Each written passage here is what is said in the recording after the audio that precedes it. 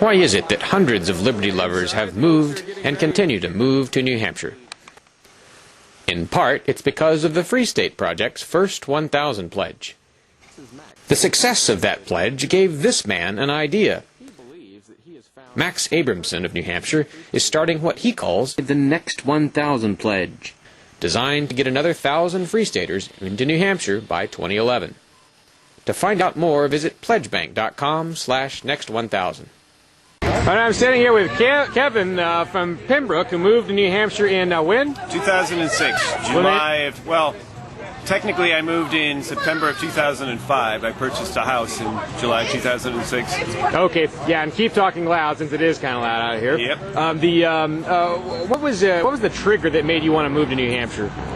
Well, I had been, as some people know, I was living in Panama for a while in search of freedom, and there were some pluses and minuses about being down there. It was a little bit of a culture shock, and I said, I think I want to try something different. And I had been aware of the Free State Project before I moved to Panama, and I said, now is the time to try that out. So that's what I did.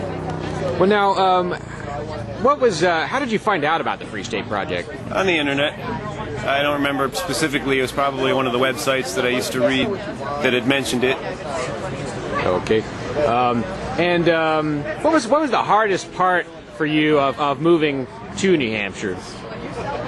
It really wasn't too difficult. I'm self-employed. I was able to bring my job with me because I have my own company.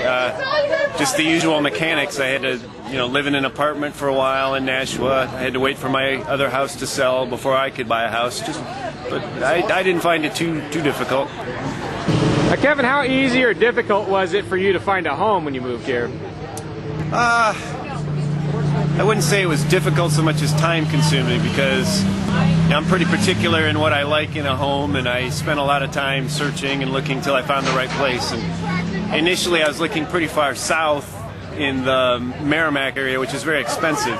And then I discovered if you go north to where I am now, it's actually not too bad. It's affordable, so that's what I did. What type of activism do you enjoy being involved in the most? I've done a little bit of everything. I've done the civil disobedience. I threw snowballs at the State House.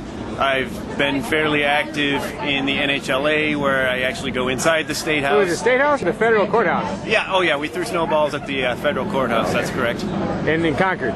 Yeah, so I've pretty much, done the full spectrum from one end to the other.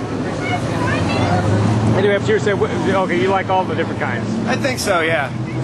Okay. And what's your take on the whole, split, between civil disobedience type activists and inside the system activists?